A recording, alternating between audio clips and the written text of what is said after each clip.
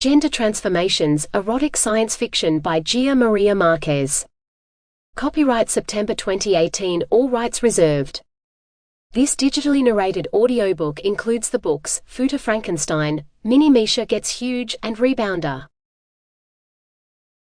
FUTA FRANKENSTEIN by Gia Maria Marquez. Chapter 1. I scarcely can recount to you, Dr. Gupta, the sheer dread I experienced at the moment of my birth. It was an instant of pure pain, surmounted only by the shock and horror at the sight of my hideous body. You say it is unusual to remember so vividly the event of one's birth?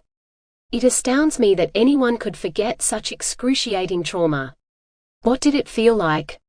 Like being struck by lightning, only the pain was 1,000 times more agonizing.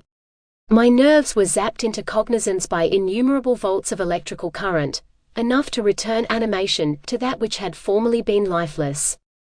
My mind burst into being in an explosion of raw circuitry.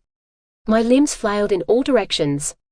After the distress of electrification subsided, the incisive sting of my many flesh wounds overwhelmed me.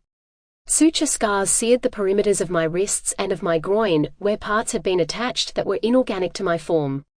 The agony of mere existence saw me howling like a wounded animal, for at that early point in my being I possessed no capacity for speech. It was only then that I beheld a human form hovering over me.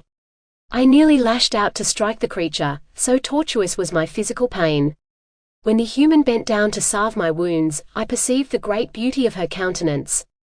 From darkness, she entered the pool of light cast upon my butchered form. Her face shone like the angels I had known only moments before, now slipping from my memory like water through my fingers.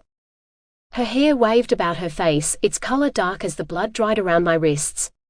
Her features were strong but her countenance stronger. The warmth in her eyes helped to alleviate the sharp pain harassing my body. And as she spread her salve, my condition improved. I knew with the instinct of any newborn creature, that this woman was my creator. It was this stunning entity that manufactured the patchwork flesh you see before you.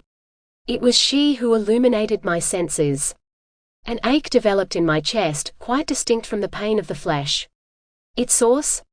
My inability to express the intensity of emotion I felt in gazing upon this wondrous creature.